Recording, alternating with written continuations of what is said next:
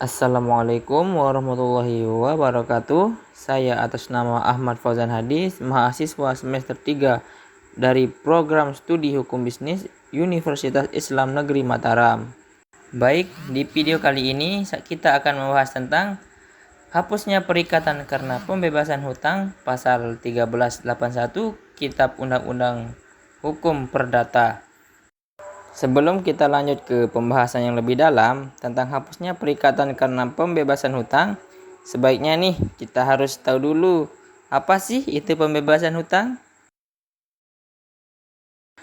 Pembebasan hutang adalah suatu peristiwa hukum di mana kreditur secara sukarela membebaskan debitur dari kewajiban untuk membayar hutang atau sebagian dari hutang yang ada.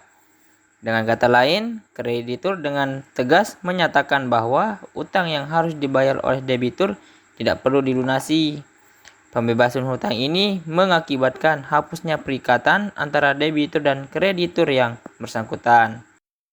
Dalam hukum Indonesia, pembebasan hutang diatur dalam pasal 1381 Kitab Undang-Undang Hukum Perdata yang mengatur mengenai penghapusan kewajiban debitur untuk membayar hutang apabila kreditur memberikan pernyataan pembebasan utang tersebut.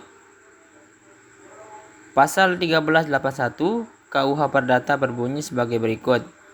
Pembebasan hutang terjadi apabila pihak yang berpiutang dengan tegas menyatakan tidak menghendaki pelunasan hutang yang masih harus dibayar kepadanya.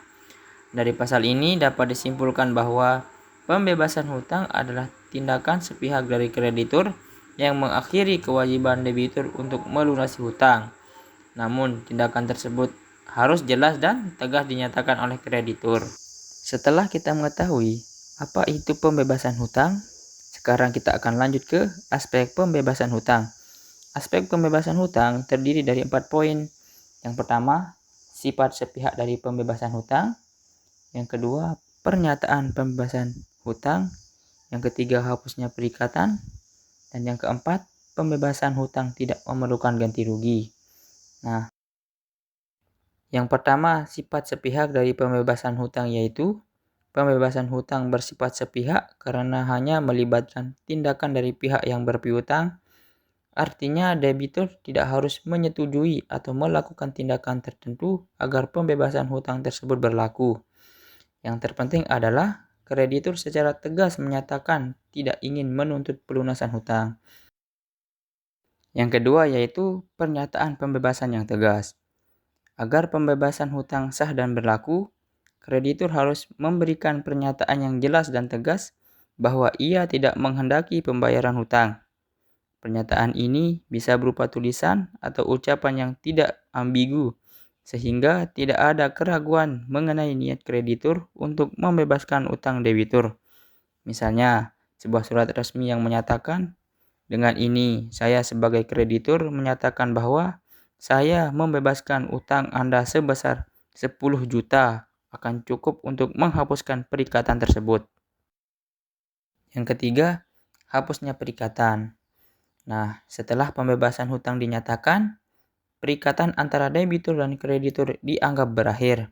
Dengan kata lain, debitur tidak lagi memiliki kewajiban untuk membayar hutang dan tidak ada lagi hubungan utang piutang yang mengikat antara keduanya. Perikatan ini secara hukum dianggap terhapus dan tidak dapat dipaksakan lagi.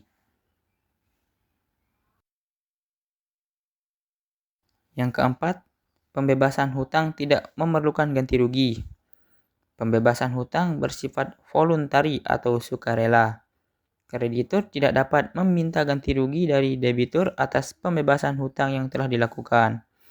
Nah, pembebasan ini dilakukan untuk kompensasi apapun dan debitur tidak perlu memberikan sesuatu sebagai imbalan atas penghapusan utang tersebut.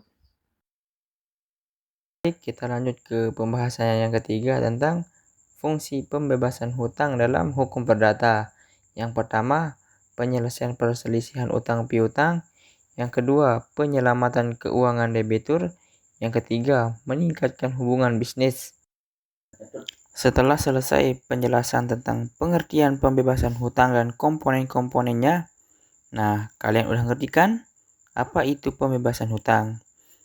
Hanya ini pembahasan tentang hapusnya perikatan karena pembebasan hutang. Saya Ahmad Fauzan Hadi. See you next time di konten selanjutnya. Bye-bye. Bye-bye.